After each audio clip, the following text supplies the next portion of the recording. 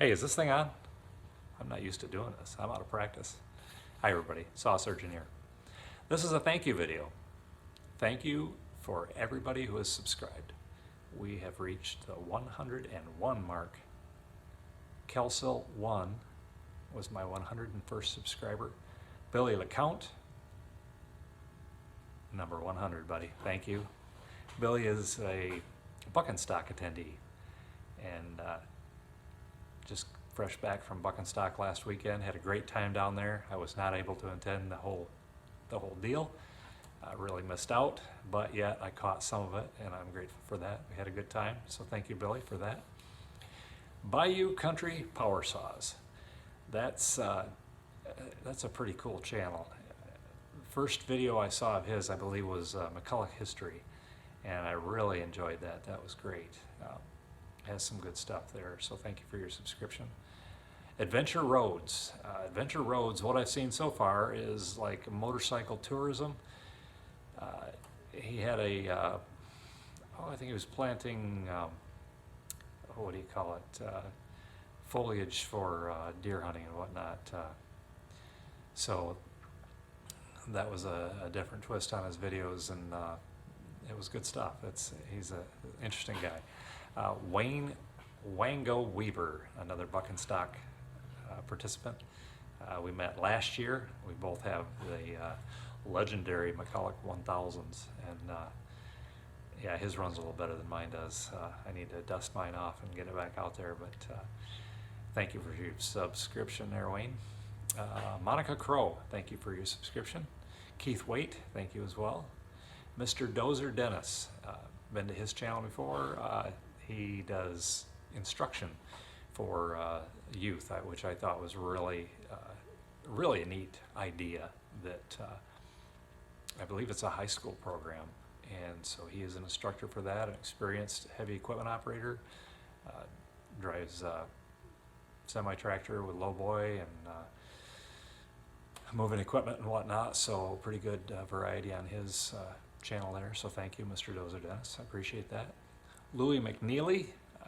Louis, I met through YouTube. I think it was that Chipper guy is where we got started, and we've just had some pretty good interactions in the comment section. Never met him in person, haven't had the luxury of shaking the man's hand yet, but we've got some similar background. I formerly ran heavy equipment till my back couldn't take it no more, so but yeah, good stuff. A lot of similarities there, so thank you, Louis. Jeremy Bell, about 7 months ago, Jeremy Bell subscribed to this channel. Jeremy Bell, another Buckenstock attendee, and just a phenomenal individual. I really like Jeremy. He has a knack with the old McCulloch chainsaws. He's doing porting and some hot rodding on them, going places where few have gone before, shall we say. And certainly plenty of people have hopped him up, but I think he's taken that in a little farther, maybe in another direction, and it's kind of a lost art. I knew some guys that raced the McCullochs and were pretty successful with them, but Jeremy shows a lot of promise for the future there. So thank you as well for your subscription, Jeremy. But I had this opportunity, got the camera out, wanted to thank everybody, so thank you much, and thank you for everybody that came along before. I have not been a big one for shout outs and whatnot.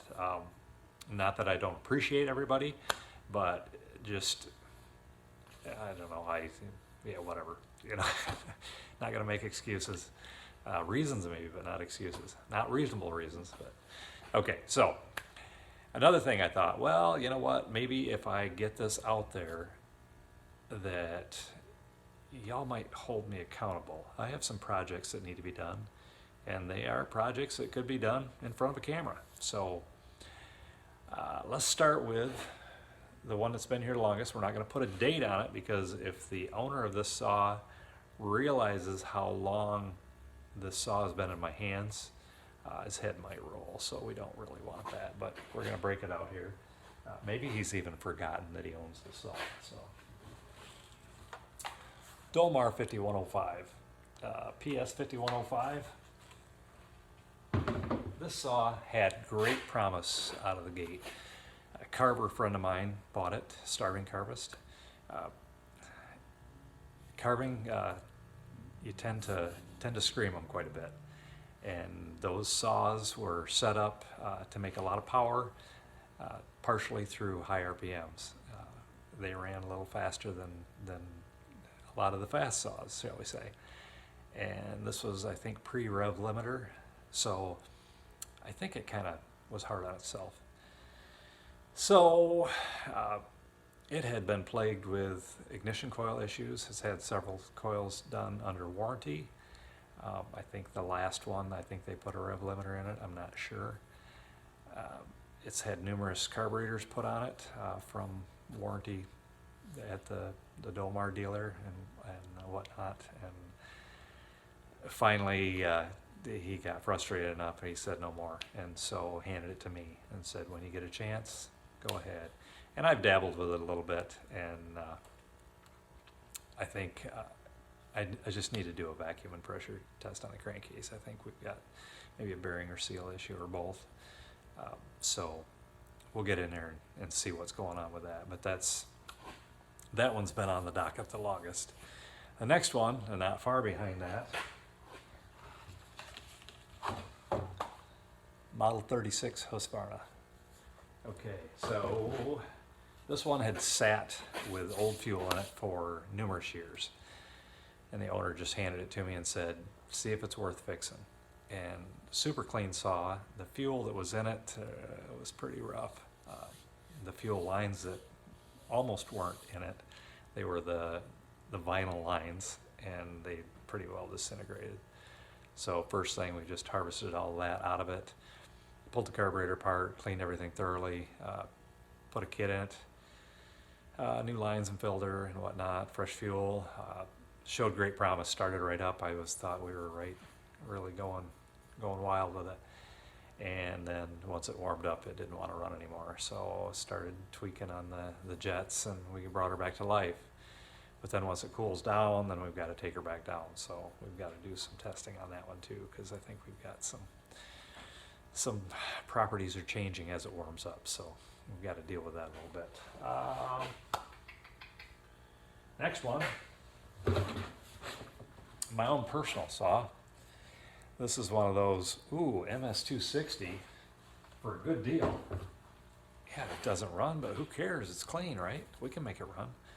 Well, I made it run, kinda, but once again, it's another one that won't stay in adjustment. So the carburation changes drastically as it warms up. So I think we have another, seal or whatever issue. So gotta get that. At the time that I got that saw, I didn't have the proper vacuum and pressure tools, shall we say. So now that I have them, I just really haven't had time to bust them out. So we're gonna have to do that, right? So, and then the last one, Stumpy. Yep, there it is, Stumpy. This one is a MS250. Bought it for work as a disposable saw. I really intended to buy a MS261, and my awesome salesman said, for you or for work? And I said, well, for work. He said, don't do it. And so I kind of respect the man for saying that. I said, that saw could get run over by a skid steer or dropped out of the back of a pickup truck in a week. And then what are you out? Because one that cost twice that much, so MS260, or 261 at the time, could fall out of the truck in short order as well. Just because you pay twice as much for them doesn't mean they last twice as long in the wrong hands. So, followed his advice. We went with that saw. Ran it for 2 years. Now we're not heavy cutters. It's a landscape company, and so mostly it's. I cringe when I even say this. We put a carbide chain on it, and they run it right next to the dirt. They flush cut. That's how it's sold as, and it just makes me shiver to think of it. We used to go through so many chains before we went to the carbide route. And although carbide doesn't last forever and it's not, impervious to everything, it far outlasts conventional chain in that environment. And so I finally had to just face the fact that they're going to do it. There's no way around it. I have to just equip a saw for that purpose. So we buy in bulk and save, huh? So we bought a couple of MS250s, and so I just had to put the newest one out into circulation because this one is down.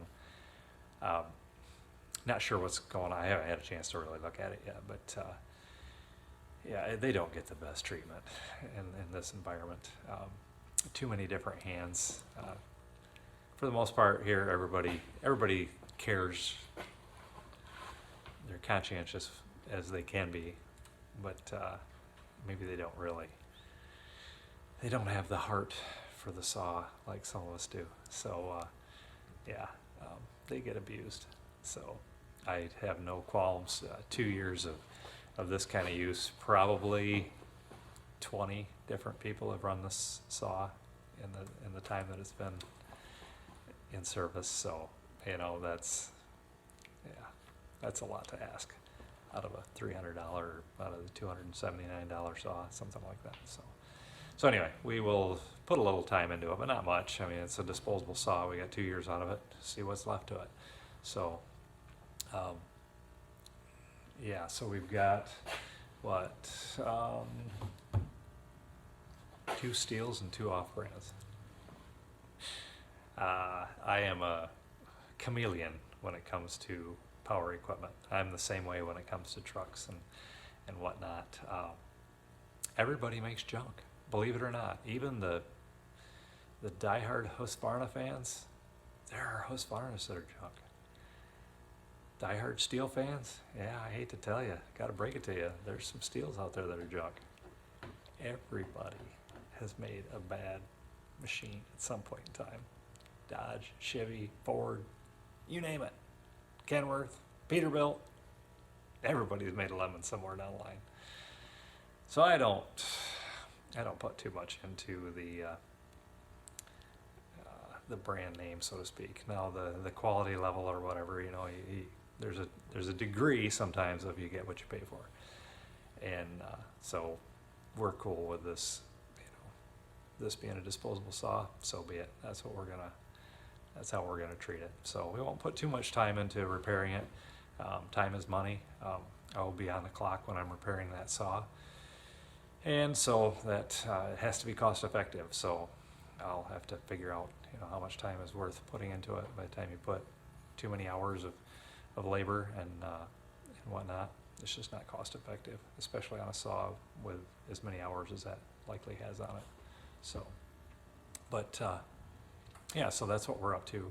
A little update, just sold my 066 steel. Sold it to my carbon buddy. He needed something with a little more horsepower to block out carvings, to rough them out. And I had an injury this summer that kind of took some of the life out of my right arm, and so we might be leaning toward a little lighter saws. I picked up a 272 XP Husqvarna, nice saw. We're gonna run 24-inch bar on that. Had a 28 on the 066. I really could have used more, but that's what I had, so that's what was on it. Don't very often need much more than that, but I do like to be able to punch through, all the way through if I'm doing, like a bore cut or something like that. And I do run into some fairly large caliber trees. Not a lot, but just enough. And my experience level is not, I'm not Nuts 319 or Stump Jumper or Buck and Billy Ray or any of those guys that can do it blindfolded. So yeah, I like to use a little longer bar for those, and I'm not having to carry it through the woods for 8 hours, 10 hours, 12 hours, 16 hours, whatever, so when I need a big saw, I pick it up, take it out there, use it, and then set it down and go back to the other one. So anyway, so moved on that. So far, I really like the 272. She looks a little worse for wear, but it runs like a Swiss watch. Yeah, like a Swiss chainsaw. Or no, what is it? So anyway, all right. Once again, thank you everybody for jumping on board here, and let's see if we can't get something else out to you. All right. Okay. Be blessed.